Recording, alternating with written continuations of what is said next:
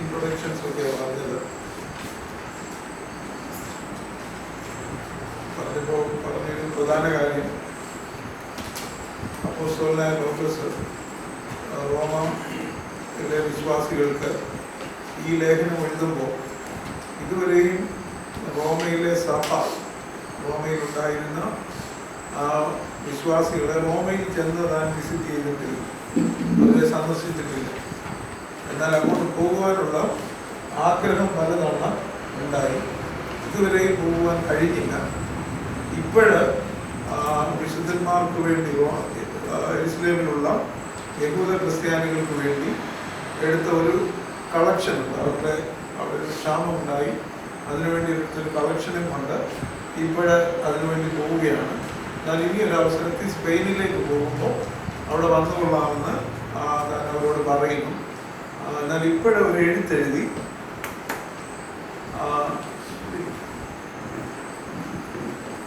കുറച്ച് പേരെയുള്ള പിന്നെ നമ്മളൊന്നും എടുത്തിരിക്കുന്നു പറയുമ്പോൾ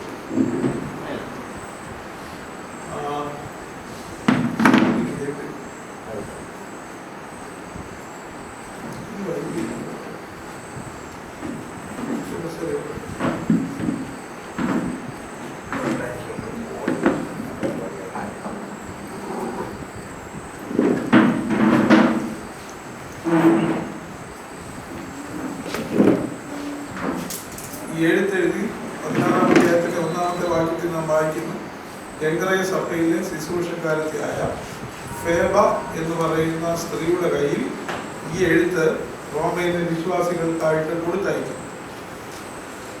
റോമയിലുള്ള വിശ്വാസികൾ എന്ന് പറയുന്നത് അവര് പല ഹൗസ് ചർച്ചസ് അവിടെയുണ്ട്. 16-ാം അധ്യായം ചിലരെങ്കിലും വായിച്ചു കാണുമെന്ന് ഞാൻ പ്രതീക്ഷിക്കുന്നു. വായിച്ചപ്പോൾ അവിടെ 5-ാമത്തെ വാക്യത്തിൽ പറയുന്നു, അവരുടെ വീട്ടിലെ സഭയെയും വന്ദനം ചൊല്ലുകയും, മറ്റ് 1-2 സ്ഥലങ്ങളിൽ പറയുന്നുണ്ട് അവരുടെ ഭവനക്കാർക്ക് അവിടെയുള്ള സഭയ്ക്ക് വന്ദനം ചൊല്ലുകയും എന്ന് പറയുന്നു. അതിൻ്റെ അർത്ഥം അവിടെ ഉണ്ടായിരുന്ന പല ഹൗസ് ചർച്ചസ് ഉണ്ട്, വീടുകളിൽ കൂടിക്കൊണ്ട് വന്ന പല സഭകളുണ്ട്. ആ സഭകളിലെല്ലാം വിശ്വാസികളുണ്ടായിരുന്നു. റോമ പട്ടണം എന്ന് പറയുന്നത് വലിയൊരു പട്ടണമാണ്. ആ പട്ടണത്തിൽ അവരവരുടെ വീടുകൾ കൂടി വരവിനായിട്ട് അവർ തുറന്നു കൊടുത്തു. നമ്മൾ ലുദിയയെ കുറിച്ചൊക്കെ ചിന്തിച്ചു. ലുദിയ ഫിലിപ്പിയയിലെ ഒരു കച്ചവടത്തിന് വന്ന സ്ത്രീയാണ്. അവരുടെ വീട് അപ്പോസ്തലന്മാർക്ക് വേണ്ടി, അപ്പോസ്തല പ്രവൃത്തി 16-ാം അധ്യായം കഴിഞ്ഞ ആഴ്ച വന്നവർക്കാണ് കുറച്ചുകൂടെ മനസ്സിലാകുന്നത്. ഇവിടെ തുയത്തൈര പട്ടണക്കാരിയും രക്താംബരം നിൽക്കുന്നതുമായ ലുദിയ എന്ന സഹോദരിയെ കണ്ടു. അവളോട് സുവിശേഷം പറഞ്ഞു. കർത്താവ് അവളുടെ ഹൃദയം തുറന്നു. എന്നിട്ട് അവൾ പറയുന്നു, നിങ്ങൾ എന്നെ ക്രിസ്തുവിൽ വിശ്വസ്ത എന്ന് എണ്ണിയിരിക്കുന്നെങ്കിൽ എൻ്റെ ഭവനത്തിൽ വന്ന ബാർബീൻ എന്ന് പറയുന്നു. അവിടെ താമസിച്ചുകൊണ്ട് ഫിലിപ്പിയിലെ സുവിശേഷം അറിയിച്ചു. ഫിലിപ്പിയിൽ സുവിശേഷം അറിയിച്ച് അങ്ങനെ അവിടെ ഒരു സഭയുണ്ടായി. പക്ഷെ അവിടെ വെച്ച വെളിച്ചപ്പാടത്തിയായ ഒരു സ്ത്രീയോട് സുവിശേഷം പറയല്ല. വെളിച്ചപ്പാടത്തിയായ സ്ത്രീ ഇവരുടെ പുറകെ വന്ന്, വെളിച്ചപ്പാടത്തിൽ എന്ന് പറഞ്ഞ ഈ ലക്ഷണം പറയുന്ന ഒരു സ്ത്രീ. നിങ്ങൾ ആരെങ്കിലും ഓളെന്നുള്ള ഫിലിം കണ്ടിട്ടുണ്ടോ? ഫിലിമിലല്ലേ കണ്ടിട്ടുണ്ടോ? ഫിലിം ഉണ്ടായിരുന്നു. ഫിലിമിൽ ഈ സ്ത്രീ ഇങ്ങനെ പുറകെ ചെന്ന്, ഇവർ അത്യുന്നതനായ ദൈവത്തിൻ്റെ ദാസന്മാർ, ഇവർ രക്ഷാമാർഗം നിങ്ങളോട് അറിയിക്കുന്നവരെന്ന് പല ദിവസവും ചന്തസ്ഥലങ്ങളിലൊക്കെ വെച്ച് വിളിച്ചു പറഞ്ഞു. ഒരു ദിവസം പൗലോസ് അപ്പോസ്തലൻ മുഷിഞ്ഞ് അവിടെയുള്ള ഭൂതത്തോട് അവളെ വിട്ടുപോകാനായിട്ട് ശാസിക്കുന്നു. അപ്പോൾ ആ ഫിലിമിലൊക്കെ കാണുന്നുണ്ട്. എന്തോ ഒന്ന്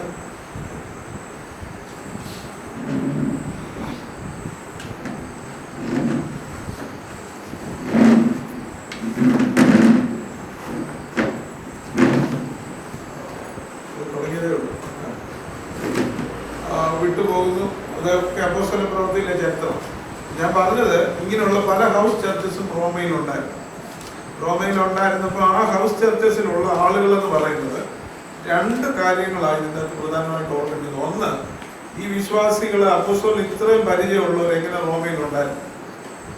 പലരെയും വന്ദനം ചൊല്ലുവാനായിട്ട് പറയുന്നുണ്ടല്ലോ 16-ാം അധ്യായത്തിൽ. അപ്പൊ എങ്ങനെ ഇത്രയും പേരെ പരിചയം? അവിടെ ഇതുവരെ പോയിട്ടില്ലാത്ത എങ്ങനെ ഇത്രയും പേരെ പരിചയം? അക്വിലാസിന്റെയും പ്രിസ്കില്ലയുടെയും കാര്യം നമ്മൾ പറഞ്ഞു, ഒരുമിച്ച് കോരിന്തിലുണ്ടായിരുന്നു. പിന്നീട് അവരവിടെ പോയി താമസിച്ചായി. അതുപോലെ പലരെയും വന്ദനം ചൊല്ലും. 2 തിയറി ഉണ്ട് അതിന്റെ പുറകിൽ. ഒന്ന്, ഈ റോമയിലുള്ള വിശ്വാസികൾ എന്ന് പറയുന്നത് അപ്പോസ്തല പ്രവൃത്തി 2-ാം അധ്യായം എടുത്താൽ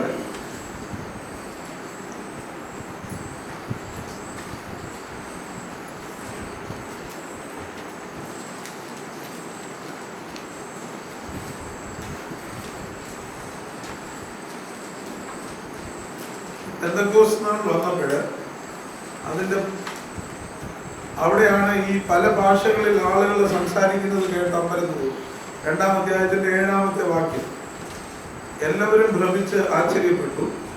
ഈ സംസാരിക്കുന്നവർ എല്ലാവരും, അപ്പോസ്തല പ്രവൃത്തി 2:7, ഈ സംസാരിക്കുന്നവർ എല്ലാവരും ഗലീലക്കാരല്ലേ, പിന്നെ നാം ഓരോരുത്തരും ജനിച്ച നമ്മുടെ സ്വന്തം ഭാഷയിൽ അവർ സംസാരിച്ച് കേൾക്കുന്നത് എങ്ങനെ? പർത്തരും മേദ്യരും ഏലാമ്യരും മെസപ്പൊത്തോമിയയിലും യഹൂദിയയിലും കപ്പദോക്യയിലും പൊന്തോസിലും ആസിയയിലും ഫ്രുഗ്യയിലും പമ്പുല്യയിലും മിസ്രൈമിലും കുറേനയ്ക്ക് ചേർന്ന ലിബിയ പ്രദേശങ്ങളും പാർക്കുന്നവരും റോമയിൽ നിന്ന് വന്ന് പാർക്കുന്നവരും യഹൂദന്മാരും യഹൂദ മതാനുസാരികളും ക്രേത്യരും അറബിക്കാരുമായ നാം ഈ നമ്മുടെ ഭാഷകളിൽ അവർ ദൈവത്തിന്റെ വൻ കാര്യങ്ങളെ പ്രസ്താവിക്കുന്നു. അപ്പം പെന്തക്കോസ്ത് നാൾ വന്നപ്പോൾ, അതായത് സഭയുടെ ഉദ്ഘാടന ദിവസം, കഴിഞ്ഞ ദിവസം ഞാൻ പറഞ്ഞാണ്, സഭ ഇനോഗ്രേറ്റ് ചെയ്യപ്പെട്ട അതേ ദിവസമാണ്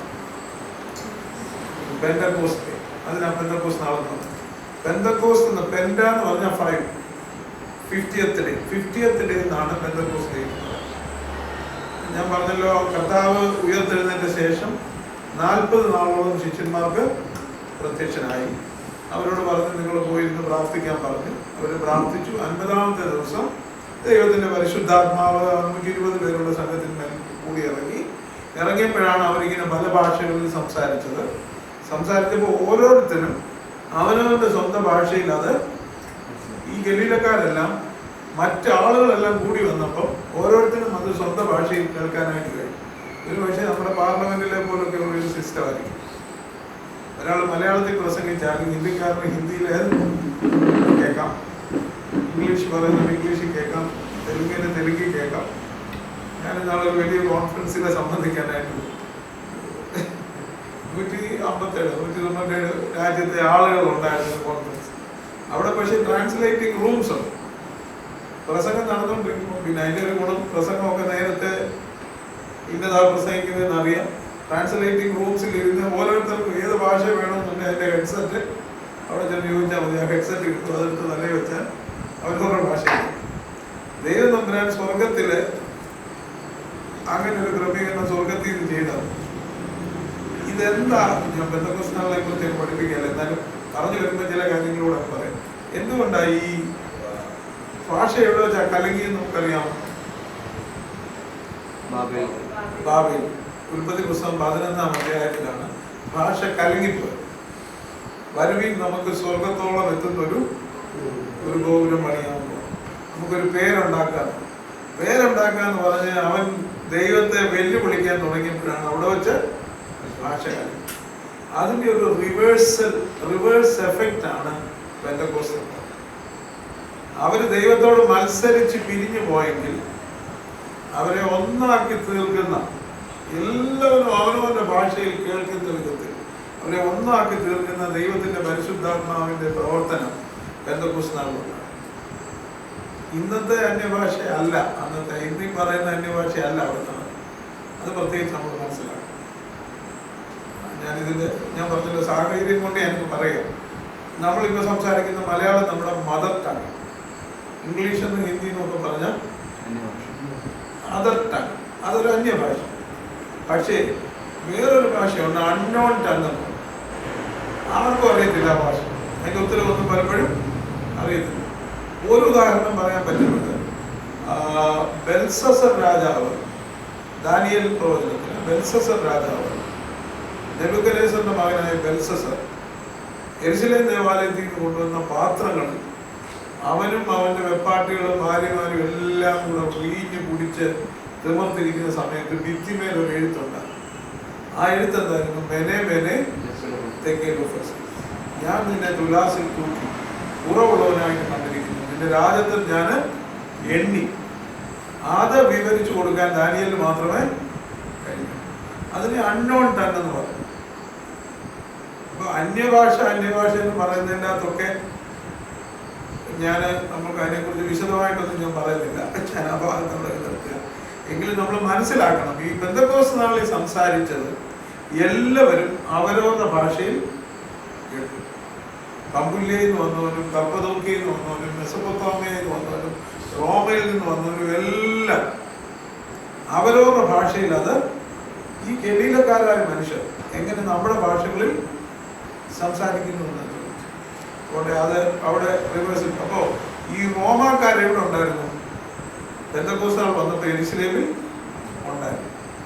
ആ ആളുകൾ തിരിച്ച് റോമയിൽ ചെന്നു. റോമയിൽ ചെന്നപ്പം അവരിതിന് സാക്ഷികളായില്ല.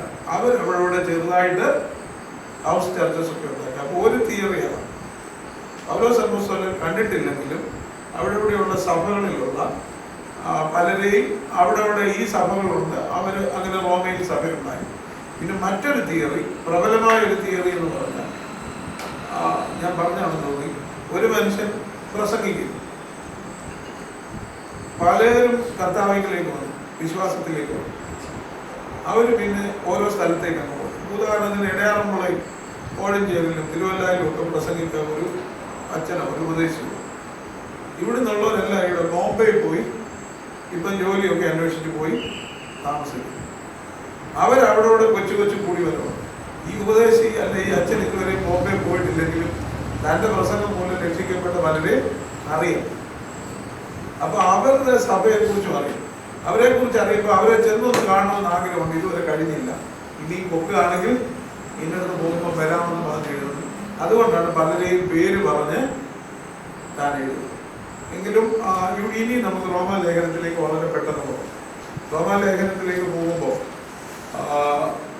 ഇതിന്റെ ആദ്യത്തെ 1 അധ്യായത്തിന്റെ 1 മുതൽ 17 വരെയുള്ള വാക്യങ്ങൾ അപ്പോസ്തലനായ പൗലോസ് ചില വ്യക്തിപരമായ കാര്യങ്ങളും തന്റെ താല്പര്യങ്ങളും പറഞ്ഞിരിക്കുന്നു. എന്നാൽ 1 അധ്യായത്തിന്റെ 18 വാക്യം മുതൽ 3 അധ്യായത്തിന്റെ 20 വാക്യം വരെ, ഒരു തരത്തിൽ പറഞ്ഞാൽ 20 വാക്യം വരെ ഉപദേശ സംബന്ധമായ ഒരു കാര്യമാണ് പറയുന്നത്. 3 അധ്യായത്തിന്റെ 20 തൊട്ട് 4-25 വരെ വേറൊരു കാര്യം. അങ്ങനെ ഇതിലൊരു ഡിവിഷൻ, നമ്മൾ ആ ഡിവിഷൻ വെച്ച് ഇത് പഠിച്ചു. ഞാൻ പറഞ്ഞു വരുമ്പോൾ അത് പറഞ്ഞു വരാം. 1 അധ്യായത്തിന്റെ 1 വാക്യം നമുക്കിപ്പോൾ നോക്കാം. ഇതിനിടയ്ക്ക് ഞാൻ വേറൊരു കാര്യം പറയട്ടെ. റോമാലേഖനത്തിന്റെ തീം എന്ന് പറയുന്നത് എന്താണെന്നറിയാമോ? Be right with God. 1 അധ്യായത്തിന്റെ 17 വാക്യം വായിച്ചു.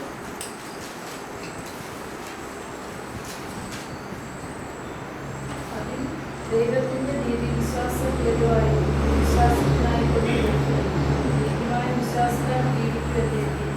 The just shall live by faith. നീതിമാൻ വിശ്വാസത്താൽ ജീവിക്കും. ക്രിസ്തീയ പ്രമാണത്തിന്റെ അടിസ്ഥാനം എന്ന് പറയുന്നത് എന്താ? വിശ്വാസം. Be right with God. ദൈവത്തോട് ശരിയാകുക, നിരക്കുന്നതാണ്. അതിനെന്തോ വേണം? വിശ്വാസം. എന്റെ നീതിമാൻ വിശ്വാസത്താൽ ജീവിക്കും. ഇത് ഹബക്കൂക്ക് പ്രവാചകൻ ഇത് തന്നെ പറയുന്നു. അപ്പൊ വിശ്വാസത്താലുള്ള നീതീകരണം എന്നുള്ളതാണ് ഒന്ന് എഴുതിയെടുക്കുന്നത്. ജസ്റ്റിഫിക്കേഷൻ ബൈ ഫെയ്ത്ത്, വിശ്വാസത്താലുള്ള നീതീകരണം, അതാണ് റോമാലേഖനത്തിന്റെ ചിന്താവിഷയം.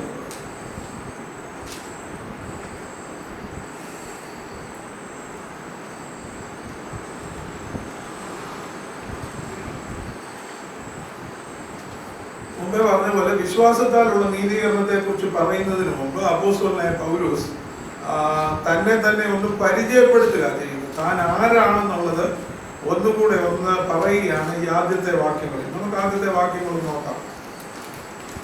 റോമാലേഖനം 1 അധ്യായത്തിന്റെ 1-2 വാക്യങ്ങൾ നമുക്ക് നോക്കാം. 2-3 വാക്യങ്ങൾ. റോമർ 1-ന്റെ 1-2-3. ദൈവം തന്റെ പുത്രനും നമ്മുടെ കർത്താവുമായ യേശുക്രിസ്തുവിനെക്കുറിച്ച് വിശുദ്ധ രേഖകളിൽ തന്റെ പ്രവാചകന്മാർ മുഖാന്തരം മുൻകൂട്ടി വാഗ്ദത്തം ചെയ്ത സുവിശേഷത്തിനായി വേർതിരിച്ച് വിളിക്കപ്പെട്ട അപ്പോസ്തലനും യേശുക്രിസ്തുവിന്റെ ദാസനുമായ പൗലോസ്, റോമയിൽ ദൈവത്തിൽ പ്രിയരും വിളിക്കപ്പെട്ട വിശുദ്ധന്മാരുമായ എല്ലാവർക്കും എഴുതുന്നു. ഞാൻ കഴിഞ്ഞ ദിവസം പറഞ്ഞു, പണ്ട് ചുരുളുകളിൽ എഴുതുന്നതുകൊണ്ടാണ് എഴുത്തെഴുതുമ്പം ആദ്യം തന്നെ പേര് വെക്കും. ഇപ്പം നമ്മൾ എഴുത്തെഴുതുമ്പോൾ ഒടുവില്ല പേര് വെക്കുന്നത്. പക്ഷെ അന്നേരം ചുരുൾ തുറന്ന് നോക്കുമ്പോഴേ ഈ പേര് കാണും. അതുകൊണ്ട് ആദ്യമേ പൗലോസ് എന്ന് പറയും. എന്നാൽ പല പൗലോസന്മാർ അന്നത്തെ കാലത്തുണ്ട്. ഏത് പൗലോസാണെന്ന് ഒന്നുകൂടെ ഒന്ന് ഉറപ്പിച്ച് പറയും. പോളെന്ന് പേരുള്ള ഒത്തിരി പേര് ഉണ്ട്.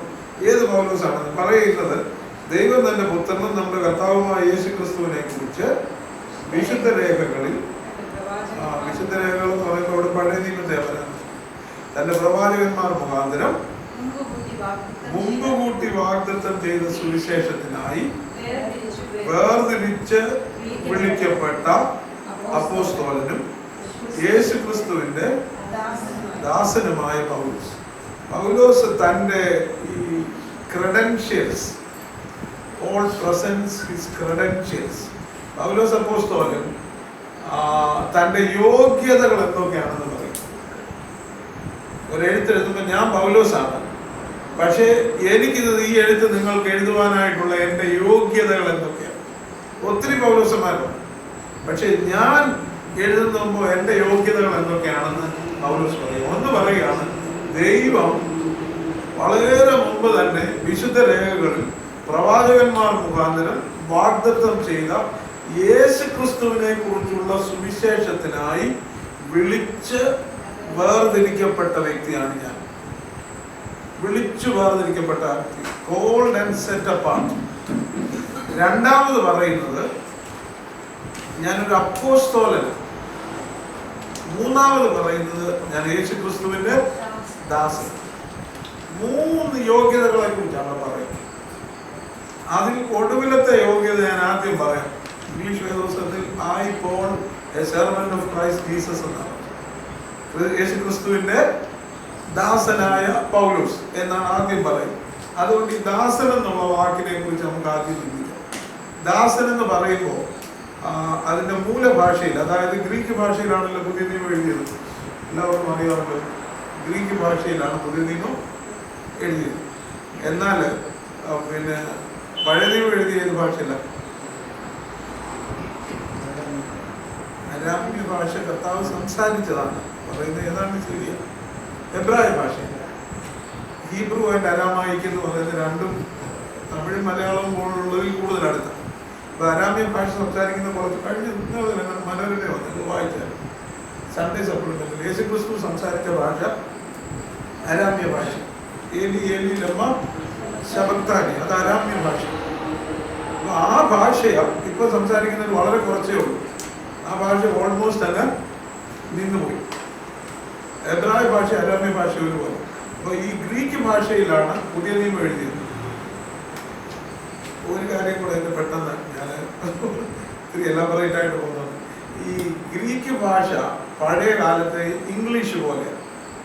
അതിന്റെ കാരണം എന്താണെന്നറിയാം? കാരണം യേശു ക്രിസ്തുവിന് 300 വർഷങ്ങൾക്ക് മുമ്പ് ജീവിച്ചിരുന്ന ഒരു വ്യക്തിയാണ് അലക്സാണ്ടർ ദ ഗ്രേറ്റ്. മഹാനായ അലക്സാണ്ടർ. മഹാനായ അലക്സാണ്ടർ അന്ന് അറിയപ്പെട്ടിരുന്ന ലോകം മുഴുവൻ പിടിച്ചെടുത്തു.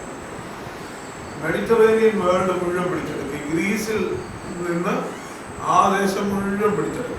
അവസാനം ഇന്ത്യയിലേക്ക് വരെ, ഏതാണ്ട് ഇന്ത്യ വരെ വന്നു. ഇന്ത്യ വരെ വന്നു കഴിഞ്ഞപ്പോൾ അലക്സാണ്ടറുടെ സാമ്രാജ്യം പിന്നെ 4ആയിട്ട് വിഭജിക്കപ്പെട്ടു.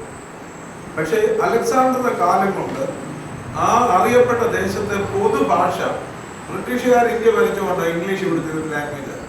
അതുകൊണ്ട് നമ്മൾ സിംഗപ്പൂരും ഗൾഫിലും ഒക്കെ പോയാലും എല്ലായിടത്തും ഇപ്പം ഇംഗ്ലീഷ് ഒരു ഇന്റർനാഷണൽ അപ്രൂവ്ഡ് ലാംഗ്വേജ് ആയിട്ട്, ഒരു ലിങ്ക് ലാംഗ്വേജ് ആയതിന്റെ കാരണം ബ്രിട്ടീഷുകാർ ഭരിച്ചു. അതുപോലെ കർത്താവായ യേശു ക്രിസ്തു ലോകത്തിൽ വരുന്നതിന് മുമ്പ് ദൈവം യേശു ക്രിസ്തുവിന്റെ വരവിന് വേണ്ടി ലോകത്തെ ഒരുക്കുകയായിരുന്നു. അതുകൊണ്ട് അപ്പോസ്തലനായ പൗലോസിന് എല്ലായിടത്തും പോയി പ്രസംഗിക്കാൻ പറ്റി. ഗ്രീക്ക് ഭാഷയിൽ വളരെ പ്രാവീണ്യമുള്ള മനുഷ്യനാണ്. അതുകൊണ്ട് എല്ലായിടത്തും ഓടി നടന്ന് പ്രസംഗിക്കാനായിട്ട് സാധിച്ചു. ഗ്രീസിലും ഏതൻസിലും തെസ്സലോനിക്കയിലും അക്കറോന്യയിലും അകായിലും ഒക്കെ പ്രസംഗിച്ചു.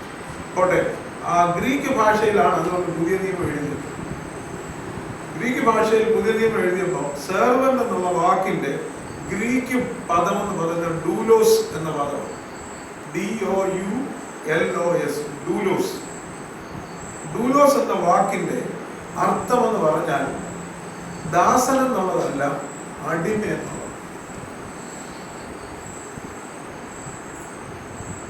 അടിമ എന്ന് ഏതാണ്ട്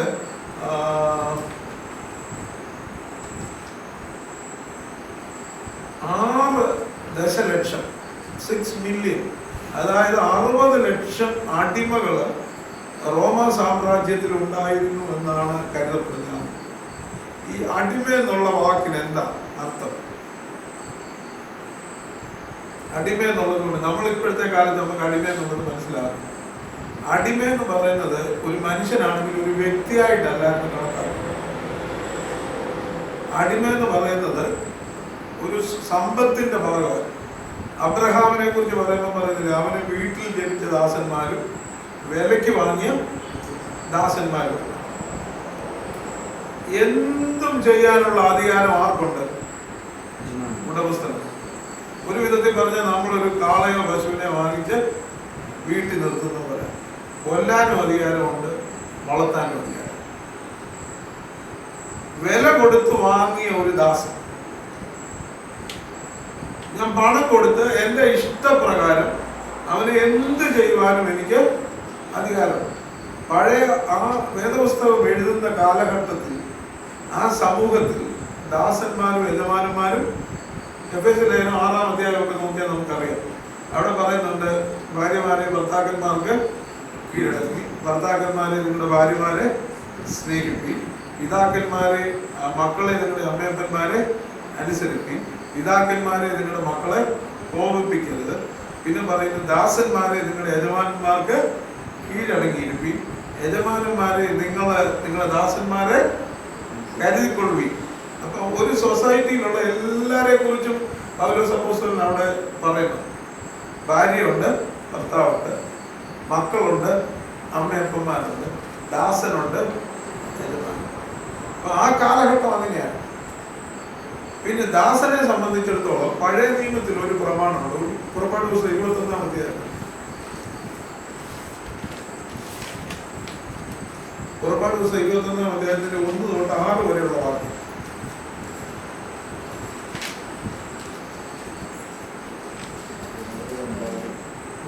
അവരുടെ മുമ്പാകെ നീ വെക്കേണ്ടുന്ന ന്യായങ്ങളാവിത്: ഒരു എബ്രായദാസനെ വിലയ്ക്ക് വാങ്ങിയാൽ 6 സംവത്സരം സേവിച്ചിട്ട് 7-ാം സംവത്സരത്തിൽ അവൻ ഒന്നും കൊടുക്കാതെ സ്വതന്ത്രനായി പോയിക്കൊള്ളട്ടെ.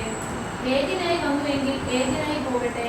അവന് ഭാര്യ ഉണ്ടായിരുന്നുവെങ്കിൽ ഭാര്യയും അവനോടുകൂടെ പോകട്ടെ. അവന്റെ യജമാനൻ അവന് ഭാര്യയെ കൊടുക്കുകയും അവൾ അവനെ പുത്രന്മാരെയോ പുത്രന്മാരെയോ പ്രസവിക്കുകയും ചെയ്തിട്ടുണ്ടെങ്കിൽ ഭാര്യയും മക്കളും യജമാനനെ ഇരിക്കണം. അവൻ ഏകനായി പോകണം. എന്നാൽ ദാസൻ, ഞാൻ എൻ്റെ യജമാനനെയും എൻ്റെ ഭാര്യയെയും മക്കളെയും സ്നേഹിക്കുന്നു, ഞാൻ സ്വതന്ത്രനായി പോകുകയില്ല എന്ന് തീർത്തു പറഞ്ഞാൽ യജമാനൻ അവനെ ദൈവസന്നിധിയിൽ കൂട്ടിക്കൊണ്ടിരുന്ന് കതകിന്റെയോ കട്ടിളക്കാലിന്റെയോ അടുക്കൽ നിർത്തിയിട്ട് സൂചി കൊണ്ട് അവന്റെ കാത് കുത്തി തുളയ്ക്കണം. പിന്നെ അവൻ എന്നേക്കും അവന് ദാസനായിരിക്കും. ഒരു ദാസനെ വിലയ്ക്ക് വാങ്ങിച്ചു.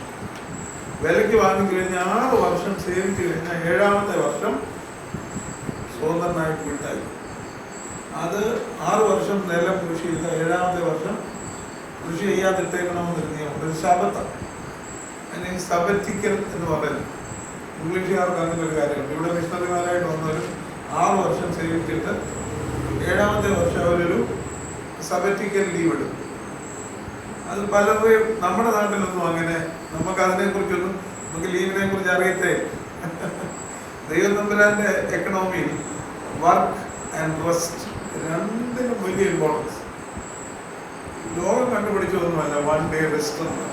വൺ ഡേ റെസ്റ്റ് എന്ന് പറയുന്നത് ദൈവം ഏർപ്പെടുത്തിയത്. ഒരു ദിവസം എന്തുവാ വിശ്രമിക്കും, 7 ദിവസം മേലെ 7-ാമത്തെ ദിവസം നീ യഹോവയ്ക്ക് ശബത്താകും. അതുപോലെ 6 വർഷം അവൻ നിന്നെ സേവിച്ചാൽ 7ാമത്തെ വർഷം അവനെ സ്വതന്ത്രമായിട്ട് വിട്ടയക്കും. നിലം പോലും ഒരു വർഷം വെറുതെ ഇട്ടേക്കണം. അങ്ങനെ വിട്ടയക്കുമ്പോൾ അവൻ പറയുക, ഞാൻ പോകുന്നില്ല, എനിക്ക് യജമാനെ മതി, ഞാൻ ഈ യജമാനോടൊക്കെ താമസിക്കാന്ന് പറഞ്ഞാൽ അവനെ എന്ത് കൊടുക്കണം? അവനെ ദൈവസന്നിധിയിൽ കൂട്ടിക്കൊണ്ടിരുന്നു. എന്നിട്ട് കട്ടളക്കാരനോട് ചേർത്ത് അവന്റെ സൂചി കൊണ്ട് അവന്റെ കാത് കുത്തി തുളച്ചാൽ പിന്നെ അവൻ എന്തേക്കും അവന് ദാസനായി. ഈ ദാസനെയാ പറയുന്ന ബോൺ സെർവന്റ്. നേരത്തെ എന്നെ വിലയ്ക്ക് വാങ്ങിച്ചത് കൊണ്ടാണ് ഞാൻ ദാസനായത്. ഇപ്പൊ ഞാൻ ദാസനായത് എങ്ങനെ? നേരത്തെ വില കൊടുത്ത് വാങ്ങിച്ചുകൊണ്ടാണ് ഈ 6 വർഷം ഞാൻ ഇവനെ സേവിച്ചത്. ഇപ്പൊ ഞാൻ ദാസനായിരിക്കുന്നതോ, ഞാൻ സ്വമനസാലെ സ്വന്തം ഇഷ്ടത്തിന് ഈ യജമാനെ സേവിപ്പാൻ എന്തേക്കുമായി എന്നെ തന്നെ ഏൽപ്പിച്ചു. അവൻ എന്നെ വിലയ്ക്ക് വാങ്ങിച്ചത് കൊണ്ട് മാത്രമല്ല, ഞാൻ എന്നെ തന്നെ അവന് വേണ്ടി പൂർണ്ണമായിട്ട് ഏൽപ്പിച്ചു. ആ അർത്ഥത്തിലാണ് പൗലോസ് അപ്പോസ്തലൻ ഇവിടെ പറയുന്നത്, ഞാന് കർത്താവായ യേശുക്രിസ്തുവിന്റെ ദാസൻ, സ്വമനസാലെ സ്വന്തം ഇഷ്ടത്തിന് കർത്താവിനെ സേവിപ്പാൻ ആയുസ് പര്യന്തം ഏൽപ്പിച്ചു. ഞാൻ കഴിഞ്ഞ ദിവസം ഉദ്ധരിച്ചൊരു വാക്യം അപ്പോസ്തലൻ പ്രവൃത്തി 20-ാം അധ്യായത്തിന്റെ 21-ാമത്തെ വാക്യമാണ്, എങ്കിലും ഞാൻ എൻ്റെ പ്രാണനെ വിലയേറിയതായി എണ്ണുന്നില്ല, എൻ്റെ ഓട്ടവും ദൈവകൃപയുടെ സുവിശേഷത്തിന് സാക്ഷ്യം വഹിക്കേണ്ടതിന് കർത്താവായ യേശുക്രിസ്തു എന്ന ശുശ്രൂഷയിൽ തികയ്ക്കണമെന്ന്. അത്രയ്ക്ക് ജീവനെങ്കിൽ ജീവൻ വെച്ചു കൊടുക്കാനായിട്ട് തയ്യാറായിട്ട് പോയൊരു ദാസനായിരുന്നു അപ്പോസ്തലനായ പൗലോസ്. ഒരു ബോൺ സെർവന്റ്. കർത്താവ് നമ്മളെ വിളിക്കുന്നത് ഇതിനു വേണ്ടി. കർത്താവ് നമ്മളെ വിളിക്കുന്നത് മിയർലി അങ്ങ് രക്ഷിക്കപ്പെട്ടു അങ്ങനെ അങ്ങ് ജീവിക്കാൻ വേണ്ടിയല്ല, ഒരു ദാസനായിരുന്നു. കർത്താവിന്റെ അന്ത്യ കൽപ്പന എന്താ? മത്തായിയുടെ സുവിശേഷം 28-ാം അധ്യായത്തിന്റെ, ആകയാൽ നിങ്ങൾ പുറപ്പെട്ട് പിതാവിന്റെയും പുത്രന്റെയും പരിശുദ്ധാത്മാവിന്റെയും നാമത്തിൽ സ്നാനം കഴിപ്പിച്ചു, ഞാൻ നിങ്ങളോട് കൽപ്പിച്ചതൊക്കെയും പ്രമാണിപ്പാൻ തക്കവണ്ണം ഉപദേശിച്ചുകൊണ്ട് സകല ജാതികളെയും ക്രിസ്ത്യാനികളാക്കിക്കൊള്ളുകയും ശിഷ്യരാക്കാം. ശിഷ്യൻ call of Jesus is a call to discipleship. കർത്താവ് വിളിക്കുന്നത് ശിഷ്യനായിരുന്നാണ്, കർത്താവ് വിളിക്കുന്നത് ദാസനായിരുന്നാണ്. ലൂക്കോസിന്റെ സുവിശേഷം 14-ാം അധ്യായത്തിൽ ശിഷ്യത്വത്തെ കുറിച്ച് കോസ്റ്റ് ഓഫ് ഡിസൈപ്പിൾഷിപ്പ് എന്ന് പറഞ്ഞു. ഒരുത്തൻ എന്നേക്കാൾ അധികം അപ്പനെയോ അമ്മയോ സഹോദരങ്ങളെയോ പ്രിയപ്പെടുത്തുമെങ്കിൽ അവൻ എൻ്റെ ശിഷ്യനായിരിക്കാൻ കഴിയുകയില്ല. ഒരുത്തൻ തൻ്റെ പ്രാണനെ ആരെങ്കിലും തൻ്റെ പ്രാണനെ കണ്ടെത്തിയാൽ അതിനെ കളയും, തൻ്റെ പ്രാണനെ ത്യജിച്ചാൽ അതിനെ കണ്ടെത്തും. പിന്നെ നിങ്ങൾ ഭൂമിയുടെ ഉപ്പാകുന്നു, ഉപ്പ് കാരമില്ലാതെ പോയാൽ അത് എന്തൊന്നുകൊണ്ട് അതിനെ രസം വരുത്തും. 3 ക്വാളിറ്റീസ് അവിടെ പറയും. ഒന്ന്, മറ്റെല്ലാത്തിനേക്കാളും അധികമായിട്ട് കർത്താവിനെ സ്നേഹിക്കുക. 2, സ്വന്തം ജീവനെ പോലും ത്യജിച്ചുകൊണ്ട് കർത്താവിനെ സ്നേഹിക്കുക. ലൂക്കോസ് 14:25 തൊട്ടുള്ള വാക്യമാണ്. പിന്നെ പറയുന്നു, അത്രയും വരെ പോകാൻ ദൈവം നമ്മളെ അങ്ങനെ ആഗ്രഹിക്കുന്നു. ഡീട്രിച്ച് ബോൺഹോഫർ എന്ന് പറയുന്ന ഒരു മനുഷ്യനാണ്, നിങ്ങൾ കേട്ടിട്ടുണ്ടായിരിക്കും. നാസി തടങ്കൽ പാളയത്തിൽ കൊല ചെയ്യപ്പെട്ട ഒരു കത്തോലിക്ക പുരോഹിതനാണെന്ന് എൻ്റെ ഓർമ്മ ശരി. ഡീട്രിച്ച് ബോൺഹോഫർ അങ്ങനെ എഴുതിയൊരു പുസ്തകമുണ്ട്, വരിക ക്രൂശിക്കപ്പെടുക. വരിക ക്രൂശിക്കപ്പെടുക, കർത്താവിനോടൊപ്പം ക്രൂശിക്കപ്പെടാനായിട്ടാണ് നമ്മൾ വിളിച്ചിരിക്കുന്നത്. പൗലോസ് അപ്പോസ്തലൻ ഇവിടെ പറഞ്ഞിരിക്കുന്നത്, ഞാൻ യേശുക്രിസ്തുവിന്റെ ദാസൻ. ആദ്യം ഞാൻ ദാസനായത് എന്തുകൊണ്ടാണെന്ന് ചോദിച്ചാൽ, വെളിപ്പാട് പുസ്തകം 5-ാം അധ്യായം 9-ാമത്തെ വാക്യം.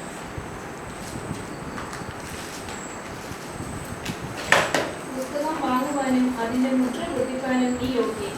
നീ അറുക്കപ്പെട്ട നിന്റെ രക്തം കൊണ്ട് സർവ്വഗോത്രത്തിലും ഭാഷയിലും വംശത്തിലും ജാതിയിലും നിന്നുള്ളവരെ ദൈവത്തിനായി വിലയ്ക്ക് വാങ്ങി.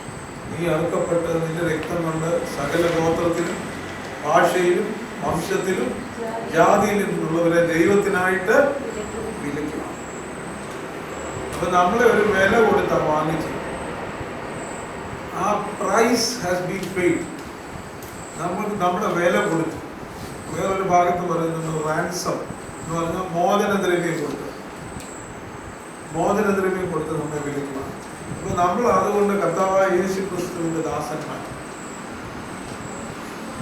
ഞാൻ അതുകൊണ്ടാണ് പൗലോസ് അപ്പോസ്തലൻ പറയുന്നത്, ഇനി ജീവിക്കുന്നത് ഞാനല്ല, ക്രിസ്തു അത്ര. ഗലാത്യർ 2:20. ഇനി ജീവിക്കുന്നത് ഞാനല്ല, ക്രിസ്തു അത്ര എന്നിൽ ജീവിക്കും. ഇപ്പോൾ ഞാൻ ജഡത്തിൽ ജീവിക്കുന്നതോ എന്നെ സ്നേഹിച്ച് ഞാൻ ക്രിസ്തുവിനോട് കൂടെ ക്രൂശിക്കപ്പെട്ടിരിക്കുന്നു. ഇനി ജീവിക്കുന്നത് ഞാനല്ല, ക്രിസ്തു അത്ര എന്നിൽ ജീവിക്കുന്നു. ഇപ്പോൾ ഞാൻ ജഡത്തിൽ ജീവിക്കുന്നതോ എന്നെ സ്നേഹിച്ച് എനിക്ക് വേണ്ടി തന്നെ ഏൽപ്പിച്ചു കൊടുത്ത ദൈവപുത്രത്തിലുള്ള വിശ്വാസത്താൽ അത്രയും ഞാൻ ജീവിക്കുന്നു. പൗലോസിന് പറയാനായിട്ട് കഴിഞ്ഞു, അവൻ എന്നെ കൊല്ലാനും അവൻ എന്നെ വളർത്താനും അധികാരമുണ്ട്. അവൻ എന്നെ വിലയ്ക്ക് വാങ്ങി. ഇപ്പൊ ഞാൻ സ്വമേധയായിട്ട് അവന്റെ കയ്യിൽ ഏൽപ്പിച്ചു കൊടുത്തു. അവൻ ഇഷ്ടം പോലെ എന്നോട് ചെയ്യുവാനായിട്ടുള്ള അധികാരം. കർത്താവിന്റെ കരങ്ങളിൽ അങ്ങനെ ഏൽപ്പിച്ചു കൊടുക്കുന്ന ഒരു ജീവിതത്തെയാണ് ദൈവം ഏറ്റവും അധികമായിട്ട് ഉപയോഗിക്കുന്നത്. ഡി.എൽ. മോഡിയെ കുറിച്ച് നിങ്ങൾ കേട്ടിട്ടുണ്ടോ? ഡി.എൽ. മോഡി അനേക വർഷങ്ങൾക്ക് മുമ്പ് അമേരിക്കയിൽ വലിയ, മോഡിയുടെ അത്രയും പ്രസംഗിച്ച ഒരു വ്യക്തിയില്ല, അത്രയ്ക്ക് വലിയൊരു പ്രസംഗം. ഡി.എൽ. മോഡി രക്ഷിക്കപ്പെട്ടതിനെ കുറിച്ച് പറയുന്നത്, ഏതോ ഒരു പ്രസംഗത്തിൽ ആരോ പറഞ്ഞു, ദൈവത്തിന്റെ കരങ്ങളിൽ പൂർണ്ണമായി ഏൽപ്പിക്കപ്പെട്ട ഒരു മനുഷ്യനെ കൊണ്ട് ദൈവത്തിന് എന്തെല്ലാം ചെയ്തെടുക്കാൻ കഴിയുമെന്നുള്ളത് ലോകം ഇന്നേ വരെ കണ്ടിട്ടില്ല എന്ന് ഒരു വ്യക്തി പ്രസംഗിച്ചു. ദൈവത്തിന്റെ കരങ്ങളിൽ പൂർണ്ണമായി ഏൽപ്പിക്കപ്പെട്ട ഒരു വ്യക്തിയെ കൊണ്ട് ദൈവത്തിന് എന്തെല്ലാം ചെയ്യാൻ കഴിയുമെന്ന് ഇന്നേ വരെ ലോകം കണ്ടിട്ടില്ല. മോഡി അവിടെ വെച്ച് പ്രാർത്ഥിച്ചു, കർത്താവേ ആ മനുഷ്യൻ ഞാനായിക്കോട്ടെ. അങ്ങനെയാണ് ലോകമെമ്പാടും അറിയപ്പെടുന്നത് ഒരു വലിയ പ്രസംഗനായി, അനേകരെ രക്ഷയിലേക്ക് കൊണ്ടുവരുന്ന വ്യക്തിയായിട്ട് മോഡിയായിരുന്നു.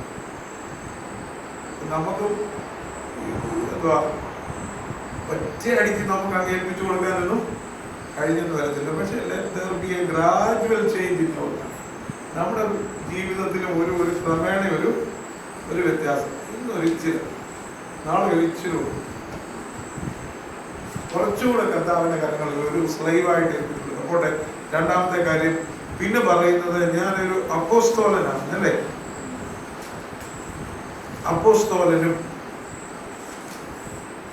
അപ്പോസ്തോലൻ എന്നുള്ളത് ഒരു ഗ്രീക്ക് പദം. മുമ്പേ അടിമ എന്നുള്ളതിന്റെ ഗ്രീക്ക് പദം നമ്മൾ എന്തുവാ വായിച്ച് കേട്ടത്? ഡൂലോസ്. ഇവിടെ അപ്പോസ്തോലൻ എന്നുള്ളതിന് അപ്പോസ്തോലോസ് എന്നാണ് പറയുന്നത്. അപ്പോസ്തോലോസ്, APOSTOLOS, അപ്പോസ്തലോസ്. അപ്പോസ്തലോസ് എന്ന വാക്കിന്റെ അർത്ഥം one who is sent by authority with a commission. ഒരുത്തനെ അയക്കുമ്പം അധികാരത്തോടുകൂടെ അയക്കുന്നു. മാത്രമല്ല, അയക്കുന്നതിലൊരു കമ്മീഷനുണ്ട്, ഒരു ഉദ്ദേശമുണ്ട്.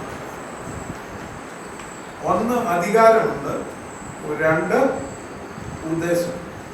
ഒരാൾ അയക്കണമെങ്കിൽ വലിയൊരു അധികാരമുള്ള ഒരു വ്യക്തിയാണ് അയക്കുന്നത്. പൗലോസ് അപ്പോസ്തലൻ 2 കൊരിന്ത്യർ 5-ാം അധ്യായത്തിൽ 2 കൊരിന്ത്യർ 5-ാം അധ്യായത്തില് 20-ാമത്തെ വാക്യം.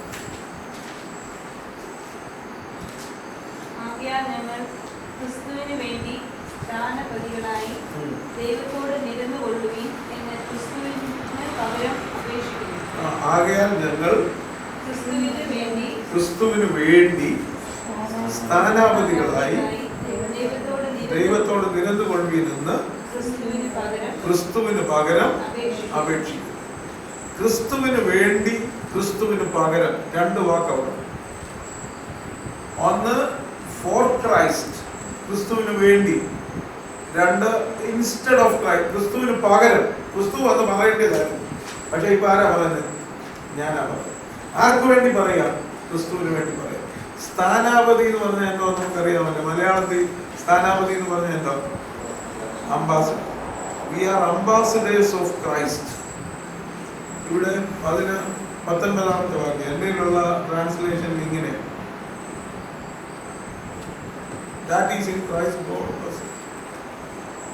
Therefore, 20-ാമത്തെ വാക്യം ഇംഗ്ലീഷിൽ, therefore we are ambassadors for Christ, God making his appeal through us. we implore you on behalf of Christ, be reconciled to God. ദൈവം തന്റെ അഭ്യർത്ഥന ഞങ്ങളിൽ കൂടെ നടത്തുകയാണ്. God is making his appeal through us. ദൈവം ഇവിടെ വന്ന് പറയേണ്ടത്, പക്ഷെ അത് ഞങ്ങളിലൂടെ പറയിപ്പിക്കും, ഞങ്ങളെ കൊണ്ട് പറയിപ്പിക്കും. ഞങ്ങൾ ക്രിസ്തുവിന്റെ സ്ഥാനാപതിയുള്ള അംബാസിഡറിന്, ഇന്ത്യയുടെ അംബാസിഡർ അമേരിക്കയിൽ പോകും. അതൊരു കഥ നിങ്ങൾ കേട്ടിട്ടുണ്ടായിരിക്കും. ഒരു രാജ്യത്തിന്റെ സ്ഥാനാപതി, അംബാസിഡർ വേറൊരു രാജ്യത്ത് നിന്ന് എന്തോ ഒരു തെറ്റ് ക്ഷമിക്കത്തക്കതാണ്. പക്ഷെ ആ രാജ്യക്കാര് ആ രാജ്യത്തെ നിയമപ്രകാരം അയാൾക്ക് വധശിക്ഷ കൊടുത്തു. ഈ മറ്റേ രാജ്യക്കാർ വന്നേച്ച് പറഞ്ഞു, ഞങ്ങളുടെ സ്ഥാനാപതിയെ നിങ്ങൾ കൊല്ലരുത്, അവനെ ക്ഷമിച്ച് മടക്കിയായി. ഇവര് സമ്മതിക്കാതിരുന്നപ്പോൾ അവരെന്തെടുത്തെന്നറിയാം, മറ്റൊരു വലിയ രാജ്യമാണ് ഈ കൊലക്കളത്തിൽ നിന്ന മനുഷ്യന്റെ തലയിലോട്ട് കൊണ്ട് അവരുടെ നാഷണൽ ഫ്ലാഗ് ആണ്, അവർ ദേശീയ പതാക കൊണ്ടിട്ടേക്ക് പറഞ്ഞു, ഇനി നീ വെടിവെച്ചോളാം. അത് വെടിവെക്കാൻ വന്നൊരു പാടി, ഇവൻ ഞങ്ങളുടെ ആളാണ്, ഞങ്ങളെ അയച്ച ആളാണ്, ഞങ്ങൾ അധികാരം. നമ്മുടെ ഇന്ത്യൻ അംബാസിഡർ അമേരിക്കയിൽ ചെന്നാൽ എന്തോ ചെയ്യും? ഇന്ത്യൻ പ്രസിഡന്റിന്റെ അധികാരപത്രം കൊണ്ട് ഒബാമയുടെ കൊടുക്കും. I am representing the Republic of India. ഞാൻ ഇന്ത്യൻ റിപ്പബ്ലിക്കിന്റെ പ്രതിനിധിയായിട്ട് ഇന്ത്യയുടെ രാഷ്ട്രപതിയുടെ, ഇന്ത്യൻ പ്രസിഡന്റിന്റെ അധികാരപത്രം കൊണ്ട് അങ്ങോട്ട് കൊടുക്കും. ഇനിയും അമേരിക്കയിൽ നിന്ന് അയാൾ എന്തോ പറഞ്ഞാലും അയാൾ ആരുടെ അഭിപ്രായമാണ് പറയുന്നത്? ഇന്ത്യ ഗവൺമെന്റിന്റെ അഭിപ്രായമാണ്. ഇന്ത്യ ഗവൺമെന്റിനോട് എന്തെങ്കിലും പറയണമെന്നുണ്ടെങ്കിൽ സ്ഥാനാപതിയെ വിളിച്ചു വരുത്തി ശാസിച്ചെന്ന് പറഞ്ഞു. ഇവിടെ നമുക്ക് കപ്പലിൽ വെടിവെപ്പുണ്ടായില്ലേ, ലെക്സി എന്ന് പറയുന്നത് ഇറ്റാലിയൻ കപ്പൽ, അതോ ഇന്ത്യക്ക ലെക്സി. ഒന്ന് നോക്കിയാ ഇറ്റാലിയൻ സ്ഥാനാപതിയെ വിളിച്ചു വരുത്തി ശാസിച്ചു, അവരേക്ക് വിട്ടില്ല. അപ്പൊ